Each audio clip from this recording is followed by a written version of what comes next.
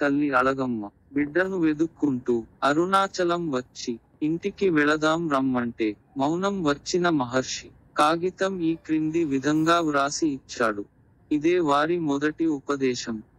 ప్రతి ప్రాణిని దాని ప్రారబ్ధం ప్రకారం సృష్టికర్త నడిపిస్తాడు. ఎంత ప్రయత్నించినా జరగబోనిది జరగదు. నివారించడానికి ఎంత ప్రయత్నించినా సరే జరగనున్నది జరగక మానదు. దీనికి తిరుగులేదు. అందువలన అన్నింటికన్నా శ్రేష్టమైన పద్ధతి మౌనంగా ఉండటం. ఓం నమో భగవతే శ్రీరమణాయ. 4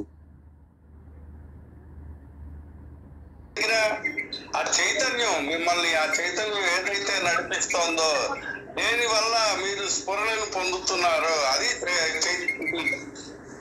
దాన్ని పట్టుకోవడానికి కావాలి. ఇలాంటి వల్ల ఉపయోగం ఉండదు. ఇది స్వరూపం కాదు. స్వరూపాన్ని కాదు నేను చూసేది, నాలో ఉన్న జ్ఞానాన్ని చూపుతున్నాను అర్థమవుతూ.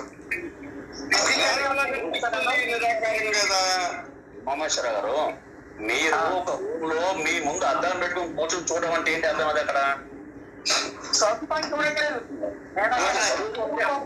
అంటారం లేదండి. స్వరూపాన్ని పట్టుకునే దేవుని అలాగే మీ శరీరం కూడా కాదు, ఇంద్రియాలు కాదు, శరీరం కాదు, ఏది కాదు. ఏది ఉంది మీ దగ్గర?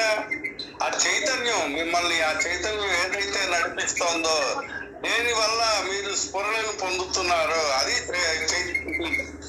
అది దాన్ని పట్టుకోవడానికి కావాలి. ఇలాంటి వల్ల ఉపయోగం ఉండదు. ఇది స్వరూపం కాదు. స్వరూపాన్ని కాదు నేను చూసేది, నాలో ఉన్న జ్ఞానాన్ని చూపుతున్నాను అర్థమవుతూ. కదా మహేశ్వర గారు, మీరు ఒక ఊళ్ళో మీ ముందు అద్దం